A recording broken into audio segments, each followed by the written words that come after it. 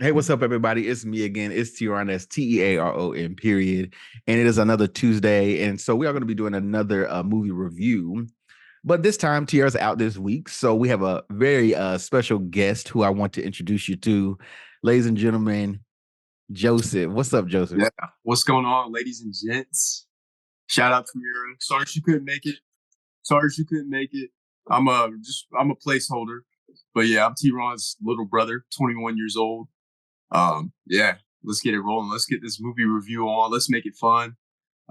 Let's get the audience involved in what they're going to see before they get into it. Yes. So what we are going to be reviewing today, if you saw the title of this, then you already know what that is. And that is the latest release from literally everybody. Everybody's in this movie. Everybody's involved with this film. But we are going to be reviewing the Book of Clarence. Check it out. I'm Clarence. Where I'm from, you fight to survive. Mom, one day I'm gonna get you out of here. I have a plan. Jesus of Nazareth. I want to be like that in 10 years. I want to be like that now. All right. So the Book of Clarence, this was one that I heard about that I was really excited about when I first heard of it. Currently, Lakeith Stanfield is on a roll, right? I'm really loving everything that this guy is doing. I think that he's super out of the box. And I think he's doing all the things. I even heard some people refer to him as like our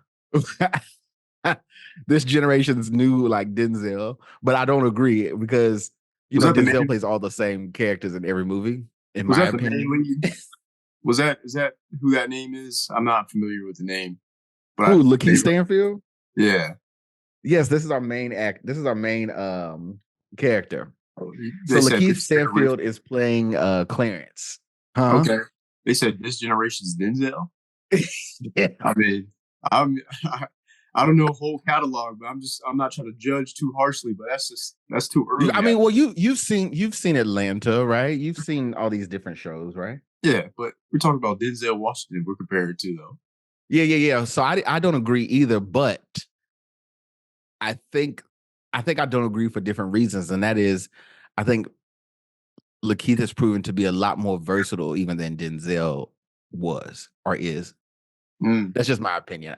Because the roles he's accepting, he's really like he's willing to try different things and do different things that I don't even think Denzel was doing at the time. I'll say this one thing about him. Like when I close my eyes and I listen to him speak, I would have thought he was Black Thor. Let's stay right there for a second on the speaking part, okay? When I got to the movies or whatever, the movie is starting and everything, and there's the whole opening sequence and stuff. Well, when the dialogue starts, the first thing that I notice is everyone's accents. Let's be honest, the accents in the movie were horrendous. Nobody had like the same accent. Nobody. I don't think anybody knew what they were really going for. And of course, this was set in like 33 AD or something like that, right? So we can only assume what people sounded like as far as accents go. But I think everybody's accent was all over the place. Did you pick up on that too, though? Like, were you thinking like, because everybody in the movie doesn't talk, right? But everybody had a different accent, dude. I guess what you would have expected is people to talk and have a similar lingo, but when you look back on it, you start to notice that you don't know what they're trying to accomplish, what they're trying to pull off. Maybe it didn't capture your ears as much as you would like. I just didn't. I just thought it was all over the place. Some people sounded more Nigerian. Some people sounded more British. Some people sounded more. It was all over the place. Yeah, it was like three different like communities of different accents coming together. Yeah. I noticed that too. And then like that was one thing I noticed. It's silly though. It's not even a big deal, honestly, because once you're in the movie for a while, you kind of forget. But it is a unique thing. It's one thing that I noticed also with like Black Panther as well, is that with these kinds of movies where it's multiple Black people who come together for the same like reason, the same story, the same cause or whatever, we tend to do a lot of great things when that happens. But that being said, I want to know because one thing that I feel like about this movie, once it kind of got rolling, because of the time period that it's set in, and I don't even think I mentioned what the movie is exactly about, but I'm assuming if you're watching this that you've seen it. So if we spoil anything for you, it's your fault because we're gonna start doing that here in a moment. We do not care. We do not care. It's gonna be in the title. You're gonna know right beforehand. You're gonna hear if you haven't seen it yet. So in the movie, Clarence, played by Lakeith Stanfield, is he lives in Jerusalem. Okay. He lives in Jerusalem at the time that Jesus and his disciples are like going around doing their thing. Miracles are happening. So word is getting around about this Messiah, right? The Son of God who's going around and doing all these things. So Clarence sees this as an opportunity to better himself. He's a virtual nobody, which is the whole storyline in this movie. And it got me to thinking, I was like, surely in that time period, and this was going around, right? Let's say you were hearing about, all this stuff, but Jesus ain't made it to your town on his tour yet, right? Surely someone would have thought to do this, you know what I mean? And I'm surprised we haven't seen like stories of this before, because I think a person would have been like, yo, I'm gonna pretend to be him. I don't know. It's honestly like, has this been in a story that was ever told before, like in any sort of form? I haven't heard it like told like this. I haven't. I do think that you have to have some basic knowledge about like Bible stories, or just like little general knowledge about like Christianity. But let me ask you, so as someone whose daddy didn't really take them to church and stuff all the time, right? Did you find yourself like getting the humor in this, or did you feel like there was stuff that you didn't get because you didn't have enough knowledge about it?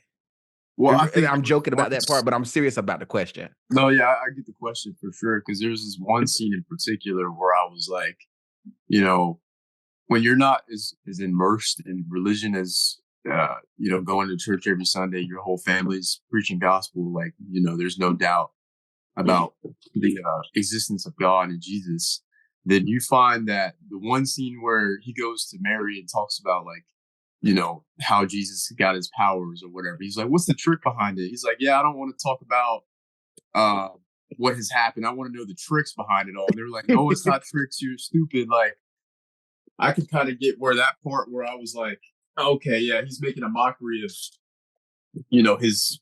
his walking on water, his ability to heal people. And I didn't ever have super doubts about religion, but like there were some stories where I'm like, okay, did he really do that? Because I'm trying to relate it to the real world. But like, that's kind of where I related to that. That particular scene that you're referring to. So it had Alfre Woodard was playing Mother Mary, Jesus' mother, and Clarence decides on his mission to be this false Messiah, right? Because he's really just trying to raise some money and better himself. So he goes and he visits Mary, Jesus' mother, and he's asking her straight up, like, okay, what do you know? What can you tell me? I'm trying to figure this thing out, right? And that was, to me, that was probably one of the more funny scenes, but it was smart funny because it was well written. Yeah. And there was one funny part where I was like, it was hilarious, and I was like, yo, and it made sense because I think everyone's had those questions. Basically, he's asking her, he's like, were you a virgin? And then also Joseph is there, and then he's like, you believed her when she said that? Yeah. It was a whole that scene was honestly probably my favorite scene, just because it was absolutely hilarious. Now, that was my big thing though. I felt like some people, depending on their how well versed they are with the stories, because this movie doesn't take the time to explain to you who each apostle is. It doesn't take time to be like, oh, we're naming off, these different characters. They just assume that you already know who they are. In this movie, Teyana Taylor, it was Mary Magdalene. We all know Mary Magdalene was a prostitute, right? And she was in the streets. But in this, we see like other parts of her. Like at the beginning, they're doing the chariot race. And it's just showing her being out in the streets, like doing everything that all the street guys would be. Oh, wait, Joseph. Speaking of streets, I'm saying streets, but there was a line in the movie where Clarence goes to meet the apostles, and I don't know if you caught this. It's very subtle, and he was like, I got the cobblestones on lock. Did you catch that? I got the cobblestones on lock. But he was referring to the streets. I got the streets on lock, but it's cobblestones. That was such a dad joke. I was like, yo, that's freaking hilarious. I didn't catch that part, but I would have laughed if I found You didn't catch that? There's a lot of funny moments, but you said there was some surprises. What were the things that surprised you as you watched it? Yeah, I think there was at the beginning, like before they did the street race, there was the dirty old man who was in the street begging for change, and I don't know what his importance was going to be in the film. Like I was just like, okay, we saw him at the beginning, and then we saw him close to the end. And he was like, "Oh, I'm ready." He got given changed by Jesus or whatever. So he was like, "Yeah, I'm ready to go ahead and get clean now." And then he popped out to be like the guy that played Doctor Strange. I'm like, oh, okay, all right. That's the guy that played Doctor Strange. And then he just. But I knew they were gonna do something with that because they kept going back to him, right? They kept, the story would move along, and you would kind of see the guy in the background. They kept, showing. So I knew something would come up, and that's probably like my favorite thing about this particular story is that it was clever in the way it revised history. It revised the way these stories have been told over and over. So in this particular story, Jesus himself, the actual Messiah who's going around completing all these miracles and so on, does not get crucified. And what they do is they come up with a very clever way of like giving us how white Jesus came to be. And it was through that what is that actor's name that played Dr. I think it's Benedict Cumberbatch. Benedict Cumberbatch. Yeah. That's him. I was like, huh? but also it was funny because they successfully made me laugh during the actual like crucifixion part when they're hanging up there and they're talking. I was laughing even then. And you got to have good writing. You have to have good storytelling to be able to make me laugh during that. It's like, oh man, God's worst creation was humans. What were some of your favorite moments about the movie overall, though? In general, I'd say it's essence. I think I know that's kind of like vague, but I think I don't know. I felt different emotions when I watched this movie, and I guess the whole time period it took place in, and some of the creative elements they decided to go on. Like I think visually it was a good movie to watch. Like when they had the scene wherever they smoked the weed and they were floating. I don't know. I thought that was pretty cool. And then them just showing like whenever Barabbus was getting in a fight, him showing his physical prowess, but at the same time, him being delusional because he's thinking he's immortal, but I don't know, that kind of situation is a little confusing on how if he was actually immortal or not. Because I couldn't really well, I mean, he wasn't was. dying. So before we go on, because we'll get into more about like Barabbas and some of the other characters and stuff. I want to go ahead and give you my rating for the film, okay? And then I'll explain why. So, for the Book of Clarence, I had really, really high expectations for it. Just because I felt like the story was original and I felt like we were going to see something that we hadn't seen before. Uh, and then I'll always know at this point that Lakeith's performance is likely going to be solid. I can't really complain much about that. And that was all true. But there were some times in the movie where things got a little really silly. Stuff didn't make sense, like when Clarence is going to court the girl, and there's like little stuff happening where their eyes change colors as he's telling the story. You know, just little stuff like that didn't have to be in there. Just, you know, little things. All in all, your eyes are red, my eyes are emerald blue. Yeah. Like all in all, I'm going to give the movie a Queen Latifah, almost Angela Bassett, almost.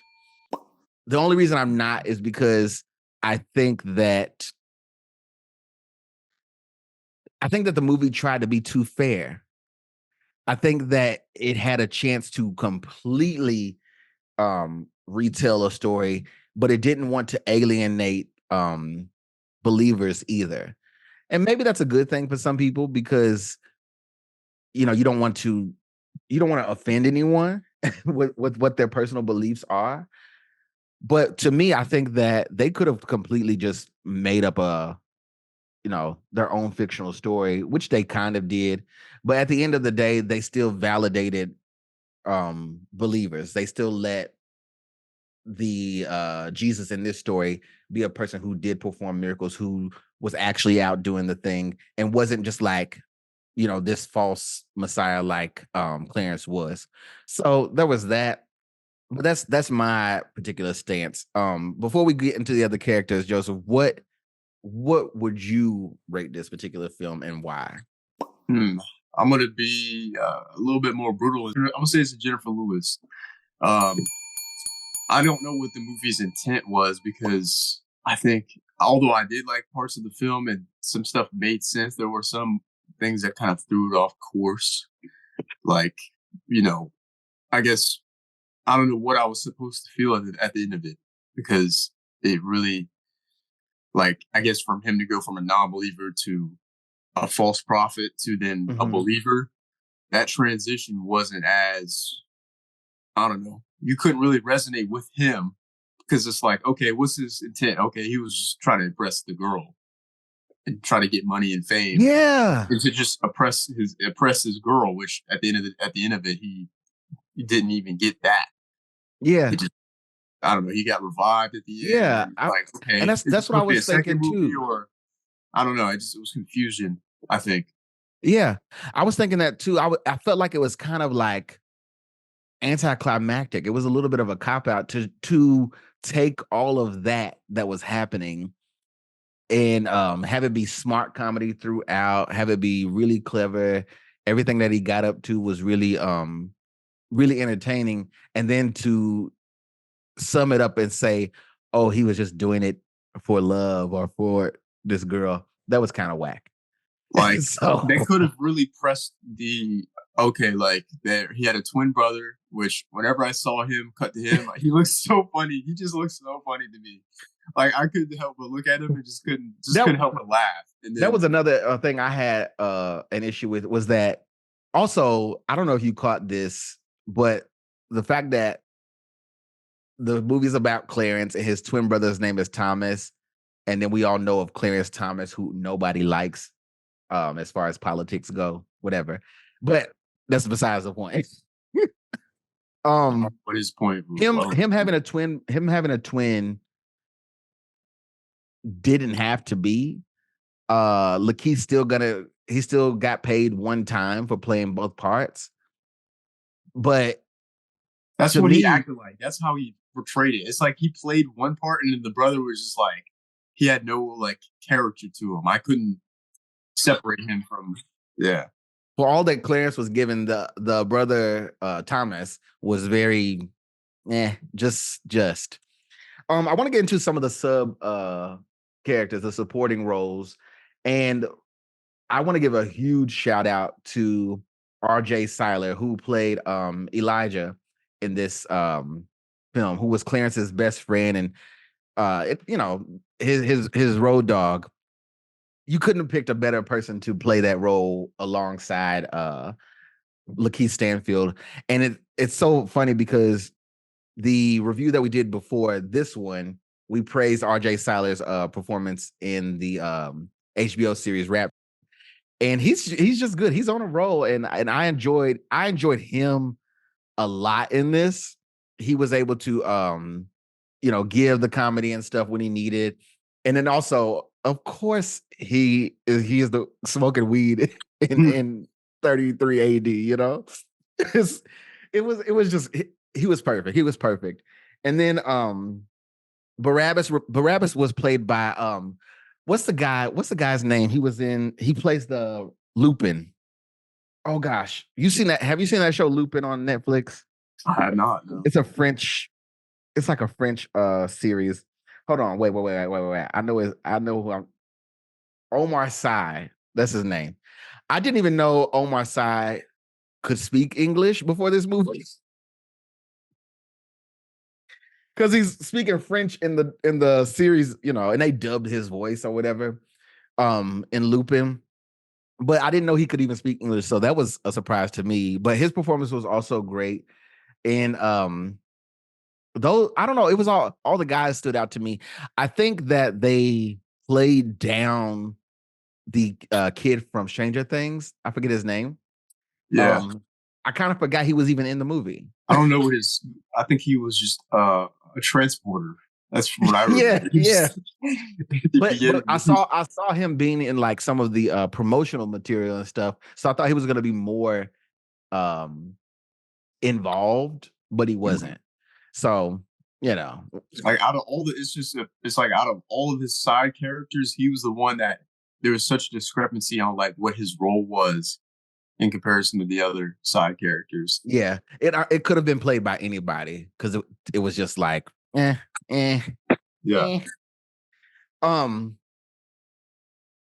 What did you expect like going into this? How much did you know about the film before you got to watch it?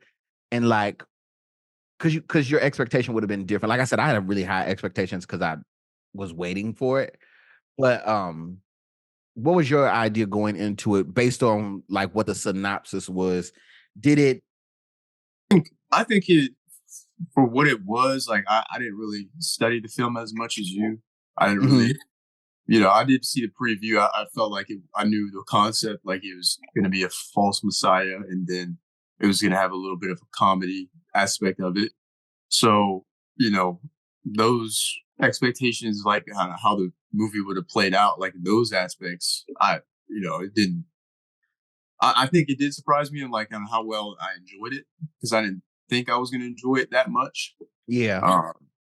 But yeah, I think I enjoyed it enough to want to rewatch it, even though I knew nothing about the film. I'd rewatch it, even though I gave it a 3. So I rewatched it. I'm surprised by that. There's hardly any movies where I'd rewatch. That's a 3.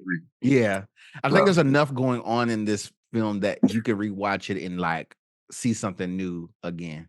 And that's all. Like like I said, this clever storytelling. I will say this: there was one thing that pissed me off the most. So towards the end, when we learned that the only reason white Jesus came to be was because in this story, white Jesus was a decoy, if you will. So again, Jesus himself never got crucified. Instead, they found this guy in Jerusalem. They cleaned him up, and everyone felt like he was Jesus-like. And the Romans saw that he was, going through the streets, giving out money, feeling brand new because he just got refreshed, right? And he ends up being the guy who we know Jesus to be today, right? So after that, the actual Jesus, who is played by Nicholas Pinnock, he goes and he is raising people from the dead, right? In this case, he goes to Clarence's tomb because Clarence also ended up getting crucified for being a false messiah. And he revives him. He brings him back to life, and like you said, was at the point that he makes Clarence a believer, right? It made me so mad. It pissed me off a little bit because, like I said, it was a letdown for all the buildup. But I'm gonna tell you exactly how it made me feel. In the movie The Wizard of Oz,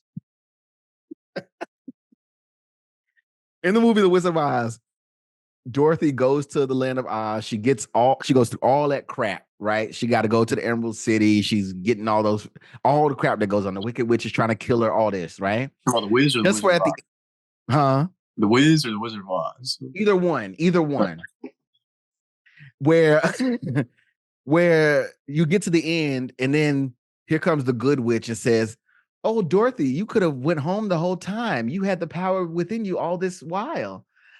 And it's like, why would you have me go through all of this crap and then just for you to come and say, "Oh no, you're good"? Like, no, that's not, people always have this saying where they're like, "Oh, you have to go through stuff so you can appreciate."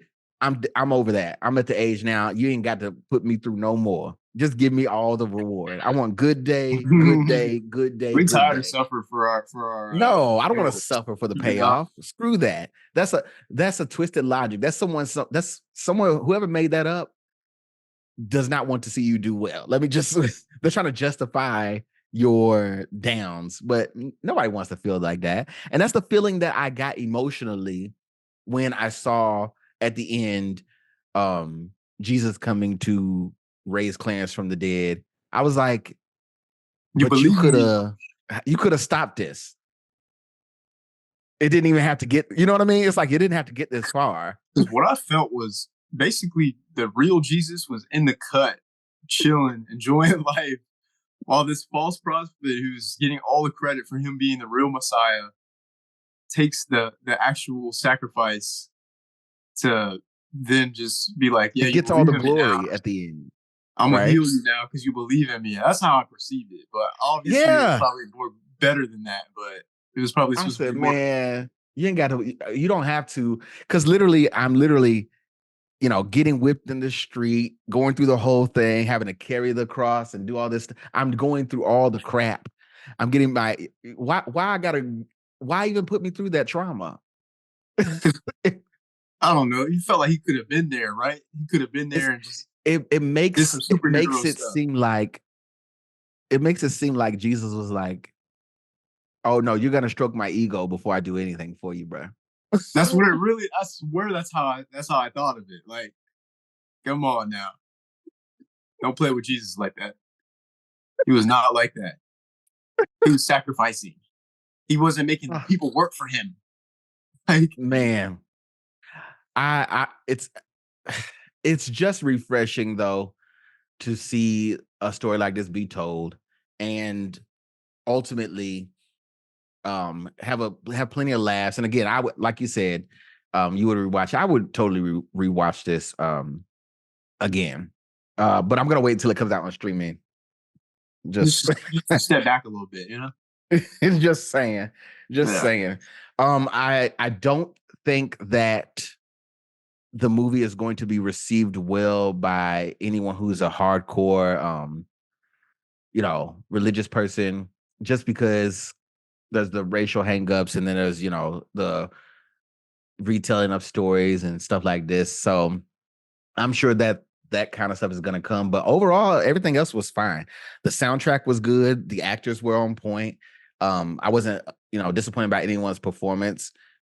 I'm satisfied. I don't always get out to the theater necessarily, like physically, but I'm glad I went for this one.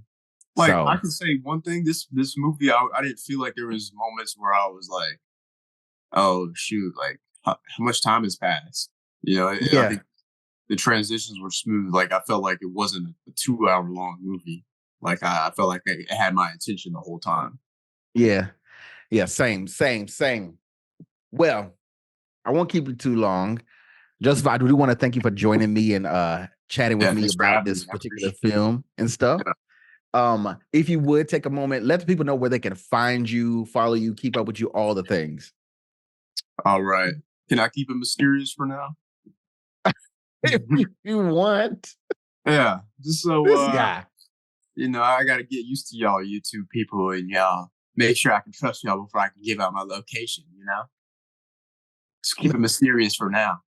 Y'all gonna have to find more out once I gain y'all's trust. He's ridiculous. He's ridiculous. Just know I'm TeaRon's brother, and we're gonna keep it banging. We're gonna keep y'all entertained. How about that? That's all y'all need to know. Fair enough. Well, you all know where you can find me. I am TeaRon. That's at TeaRon World on Instagram, at TeaRon with 2 underscores on TikTok. And of course, you can find Ubiquitous Blacks all over social media. Just go on, type in Ubiquitous Blacks. If you don't know how to spell it, go to Google and type it in. And then Google will be like, did you mean? Then click that, and then you'll find us. You can also email us, ubiquitousblacks@gmail.com. Email us with recommendations. Just don't send me ridiculous pictures in the email because I don't like that. Other than that, if you're watching this on YouTube, you can go ahead and leave a comment. Get into the conversation. Let us know what you thought about this particular film and how you felt about the retelling of this story of Jesus as told through the lens of Clarence, right? And if you're listening to this as a podcast medium, you can go ahead and leave us a 5-star rating and a review on the podcast platform of your choice. If you don't feel like leaving 5 stars, just close out, go somewhere else. Don't even leave anything. That's it. We don't want to do any of the extracurriculars, if you will. Okay. So that being said, I've enjoyed chatting with you, Joseph, about this, and I enjoyed this film. All in all, we will see you next week, next Tuesday. Peace. Have a blessed weekend, y'all.